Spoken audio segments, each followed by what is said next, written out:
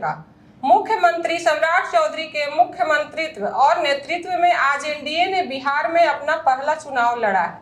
अब देखना यह है कि सम्राट चौधरी की बोहनी कैसी रहती है। एनडीए की सिरताज सजता है या फिर हार का मुंह देखना पड़ता है।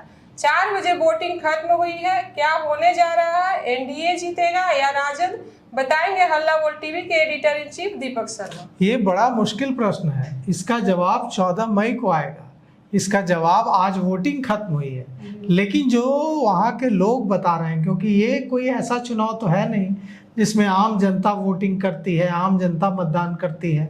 इसमें तो जनप्रतिनिधि जो वार्ड सदस्य हैं, जिला परिषद सदस्य हैं और दूसरे जो चुने हुए स्थानीय जनप्रतिनिधि हैं, वो वोटिंग करके एमएलसी चुनते हैं। तो उनकी संख्या सैकड़ों में ही होती है, कोई लाखों हजारों में तो होती नहीं है। तो जो रुझान सामने आ रहे हैं, जो सियासी गलियारों में जो खबर आ रही है, जो खबर चल रही है, वो ये है कि एनडीए वहाँ जीत रहा है और सम्राट चौधरी की बोहनी खराब नहीं हो रही है। सम्राट चौधरी की बोहनी अच्छी हो रही है। और जो खबर आ रही है उसके मुताबिक सम्राट चौधरी के मुख्यमंत्रित्व में एनडीए का पहला चुनाव है। जनता दल यूनाइटेड के कैंडिडेट वहाँ से हैं और उनका सीधा मुकाबला आरजेडी से है। साथ ही साथ जदयू के एक बागी भी वहाँ से चुनाव लड़ रहा है और मामला त्रिकोणीय हो गया, लड़ाई त्रिकोणीय हो गई। लेकिन खबर यह है कि जनता दल यूनाइटेड के कैंडिडेट वहाँ से जीतने जा रहे हैं और उनके सिर सहरा बंधने जा रहा है, तो ताज उनके सिर सजने जा रहा है। तो कुल मिलाकर के मामला ये है कि सम्राट चौधरी के मुख्यमंत्रित्व में पहला जो चुनाव है वो कम से कम एनडीए जीत रहा है। तो भोजपुर बक्सर एमएलसी उपचुनाव की बात कर रहे हैं हम। भोजपुर बक्सर एमएलसी उपचुनाव में आज खूब हंगामा हुआ है। आरजेडी प्रत्याशी और मजिस्ट्रेट के बीच बहस हो गई है। यहाँ तक हालत खराब हो गई कि पुलिस को हस्तक्षेप करना पड़ा, समर्थकों ने मजिस्ट्रेट की शर्ट खींच दी, बवाल मच गया। लेकिन इन सब के बीच मतदान जो है 4 बजे खत्म हो गया है और तीखी नोकझोंक के बीच मजिस्ट्रेट शशिभूषण तिवारी के साथ धक्का मुक्की हुई है। उनकी शर्ट भी खींची गई है, अफरा तफरी मच गई। लेकिन आरा सदर प्रखंड कार्यालय में अफरा तफरी मचने के बाद पुलिस पहुंची और सब कुछ संभाल लिया गया। अब देखिए वहाँ 4 बजे तक वोट पड़े हैं। 6086 वोटर्स हैं, 6 उम्मीदवार हैं, 3254 महिला हैं उम्मीदवार में से और 2832 पुरुष वोटर हैं। जनप्रतिनिधियों की भूमिका बेहद इसमें निर्णायक होने जा रही है।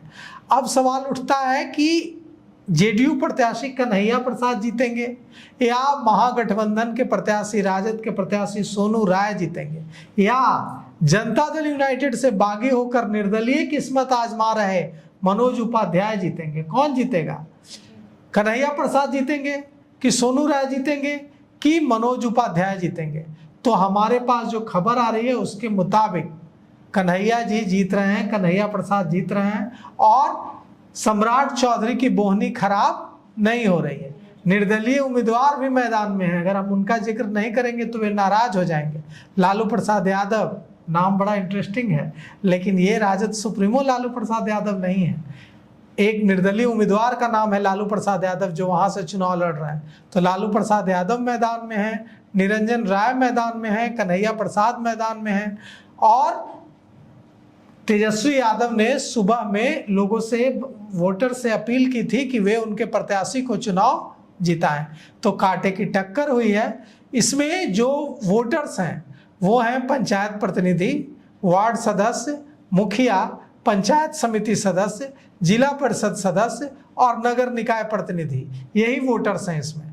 तो अंतिम समय तक जो प्रत्याशी हैं मतदाताओं को अपने अपने पक्ष में करने के लिए प्रयास करते रहे और महिला जनप्रतिनिधियों की संख्या अधिक है तो पूरी कोशिश की गई कि महिला जनप्रतिनिधि जिसके पक्ष में वोट करेंगी वो जीत जाएगा। चुनाव में किसी तरह की गड़बड़ी न हो इसके लिए 14 मतदान केंद्र बनाए गए, 4 सुपर जोनल दंडाधिकारी तैनात किए गए, कंट्रोल रूम बनाया गया और 2025 में जेडीयू ने भोजपुर बक्सर सीट से तत्कालीन एमएलसी राधाचरण सेठ को संदेश विधानसभा सीट से चुनाव मैदान में उतारा था और वे जीत भी गए थे। अब इस सीट पर उपचुनाव कराना पड़ रहा है। और पिछली बार राधाचरण शाह आरजेडी के दीपू सिंह से मात्र 27 वोटों से जीते थे, मतलब राधाचरण शाह को 27 वोट ज़्यादा मिले थे और आरजेडी प्रत्याशी दीपू को 27 वोट कम मिले थे। तो अब देखिए क्या कुछ होता है, लेकिन हमें जो बहुत कांटे का मुकाबला है, लेकिन हमें जो खबर मिल रही है उसके मुताबिक सम्राट चौधरी की बोहनी खराब नहीं होगी और एनडीए यह सीट जीत लेगा। तो सुना आपने, आपकी क्या राय है? अपनी राय हमें कमेंट बॉक्स में जरूर दें। फिलहाल इतना ही। आगे की खबरों के लिए देखते रहिए।